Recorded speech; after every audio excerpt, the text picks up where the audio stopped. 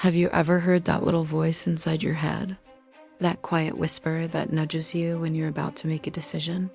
That's what we often call our conscience. It's like an internal compass, an echo of our deepest values, guiding us through the complexities of life. But what exactly is this echo, and where does it come from? Is it something we're born with, or is it shaped by the world around us?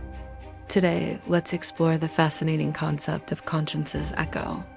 For centuries, philosophers and thinkers have debated the nature of conscience. Some believed it was the voice of a divine being, a sacred guide implanted within us. Others argued it's a product of our upbringing, a collection of rules and norms we learn from our parents, teachers, and society. Think about it, the things that make you feel guilty or proud are often tied to the lessons you were taught as a child. Don't lie, be kind, share your toys. These early instructions form the foundation of our moral framework. But it's not just about rules we've memorized. Psychology offers another perspective. It suggests our conscience is deeply connected to empathy, the ability to understand and share the feelings of others. When you see someone trip and fall, you might wince in sympathy. That feeling is a precursor to a conscious thought. I should help them. This empathetic response is a core part of what makes us human. It allows us to build communities, to cooperate, and to care for one another. Our conscience, in this sense, is the echo of our shared humanity. Let's think about a real-life scenario. Imagine you find a wallet on a park bench. It's packed with cash, and there's no one around. For a moment, a thought might flash through your mind. I could just keep it. But then, another voice chimes in, the echo of your conscience. It reminds you of the person who lost it, how worried they must be. It brings up feelings of what's right and what's wrong. You imagine their distress, and that feeling guides you to look for an ID and do the right thing. That internal debate, that struggle between self-interest and moral duty, is conscience in action. However, the echo of conscience isn't always a loud, clear signal. Sometimes it's faint, easily ignored. We live in a fast-paced world filled with noise and distractions.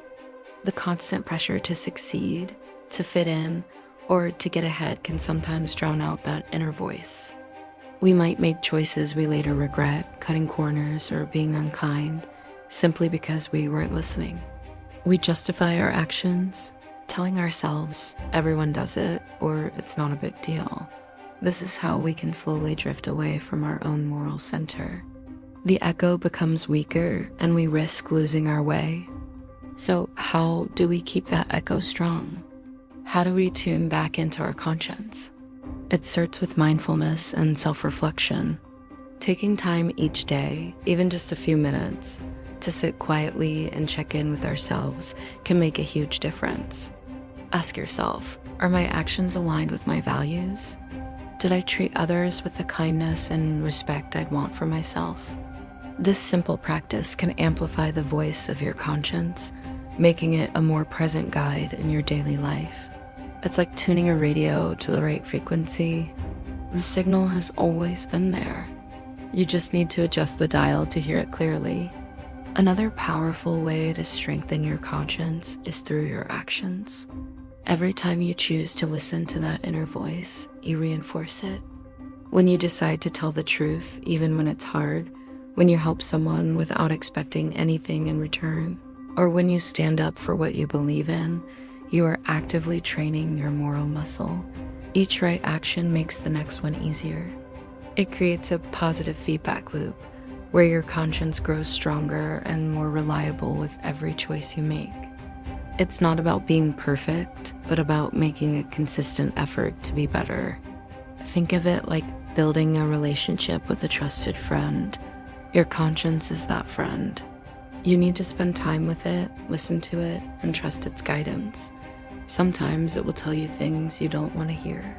It will challenge you to be better, to apologize when you're wrong, and to take responsibility for your mistakes. It's not always comfortable, but like any true friend, it has your best interests at heart. A strong conscience leads to a life of integrity, where your actions and your beliefs are in harmony. This creates a deep sense of peace and self-respect that no external success can replicate. It's also important to remember that our conscience can evolve. As we learn and grow, as we experience more of the world and interact with different people, our understanding of right and wrong can deepen. We might realize that a belief we once held was too simplistic, or that a rule we followed without question needs to be re-examined. A healthy conscience is not rigid. It's flexible and open to new insights. It encourages us to be curious, to ask questions, and to constantly strive for a more compassionate and just perspective.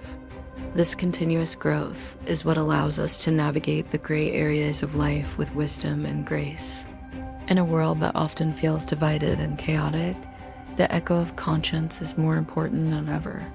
It's the common ground we all share. It's the force that pulls us toward kindness, fairness, and collaboration. It's the quiet reminder that our choices matter, that our actions have an impact on the people and the world around us.